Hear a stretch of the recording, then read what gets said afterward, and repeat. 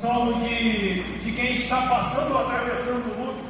Alguns estudiosos dizem que esse momento de Davi é o momento mais complicado, que é quando o seu filho Absalão está em perseguição dele, está querendo tirar a sua vida para tomar o trono, e Davi sai em fuga. Mas o Davi ele vai colocar não só para essa questão, porque seu filho cria lá o seu exército próprio e sai em perseguição para a batalha. Imagina um pai não querer lutar contra um filho. Mas o principal dessa aqui é a oração que Davi faz ao Senhor, porque ele diz: Senhor, dê ouvidos às minhas palavras e acorde o meu gemido. Davi não está agora falando com o seu exército. Davi agora não está falando, vamos preparar para combater exércitos inimigos. Davi está falando assim: olha, ouve, Senhor, as minhas palavras e atende o meu gemido. A Bíblia diz que tem momentos que nós não sabemos nem como orar, mas se o Senhor, por um gemido inexprimível, eu não consigo expressar verdadeiramente o que eu estou sentindo, mas o Senhor, Ele ouve o meu gemido. Que Deus tremendo, que entende, interpreta gemidos, e Ele nos responde. Davi, ele declara que o Senhor, Ele apenas não é o Deus da vida dele. Imagina Davi rei. Agora ele chega e fala para o Senhor: escuta, rei meu. O grande rei, àquela época, é o rei Davi, sucessor de um rei escolhido por Deus, o rei Saul, para atender a uma demanda do povo, um pedido do povo. Levanta Deus Saul, e depois Deus vai lá e levanta Davi para ser o sucessor de Saul, o grande rei Saul. E está Davi aqui nesse momento dizendo: olha, eu tenho um rei, além de eu ter um Deus. O que Davi está dizendo aqui: eu tenho alguém que governa a minha vida, alguém que é aquele que eu devo me curvar quando eu estou na presença. Davi não está se sentindo o grande rei aqui.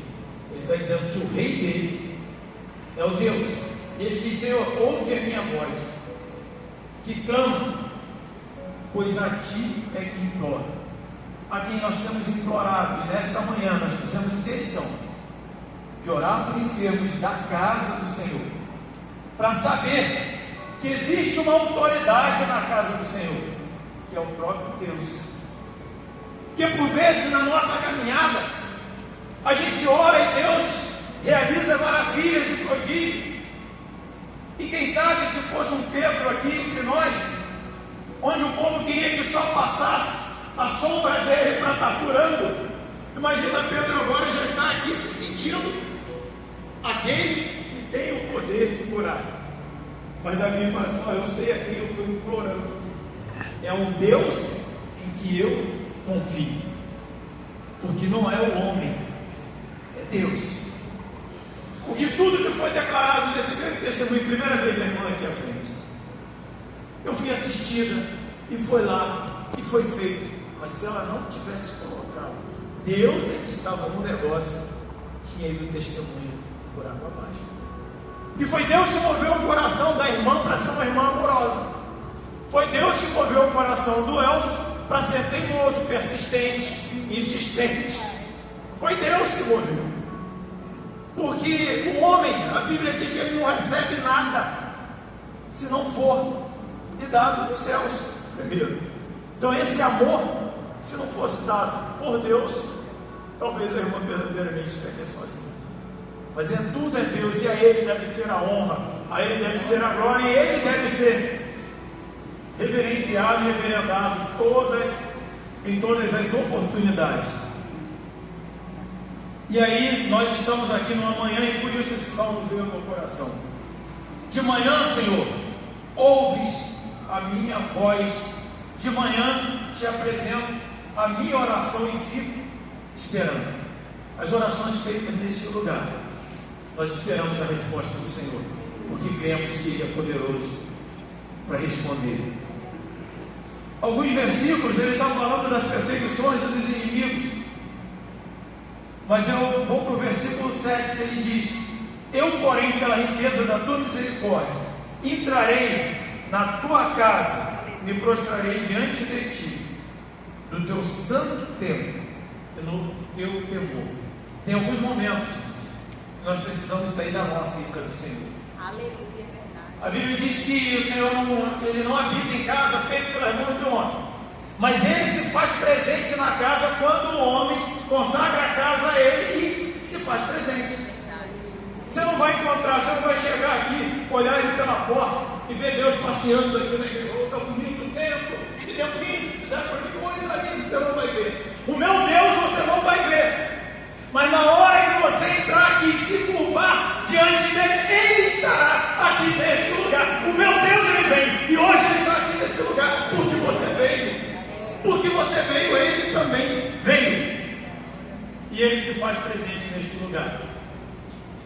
Ana estava sozinha no templo, sozinha, e chega o sacerdote, está embriagada, mulher, uma hora dessa tu está embriagada. Só que a mulher veio e falou: não, eu estou aqui me derramando diante do Senhor, as minhas angústias, as minhas dores, as minhas aflições, estou derramando diante do Senhor. Aí o homem que Deus entende o que está acontecendo, seja feito agora, conforme a tua fé. Deus estava ouvindo Ana, enviou o sacerdote para abençoar a oração que ela fazia naquele lugar. O meu Deus, ele está aqui nesta manhã e está ouvindo todas as nossas orações, eu creio assim pela fé. A palavra do Senhor. Glória a Jesus. Tiago, capítulo 1, versículos 6 e 7. Diz assim: peça, porém, com fé, e não duvidando, pois o que duvida é semelhante à onda do mar, impelida e agitada pelo vento. Que uma pessoa dessa não pense que alcançará do Senhor alguma coisa. Se eu peço alguma coisa ao Senhor, mas eu não confio que Ele está me ouvindo e que Ele pode me responder, eu peço, mas eu estou duvidando se será ou não.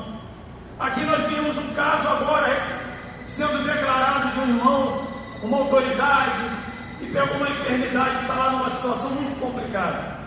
Ontem eu saí daqui da capela, tem uma padaria bem aqui na Doutor Freire, em frente, praticamente 14 bis, era a minha padaria.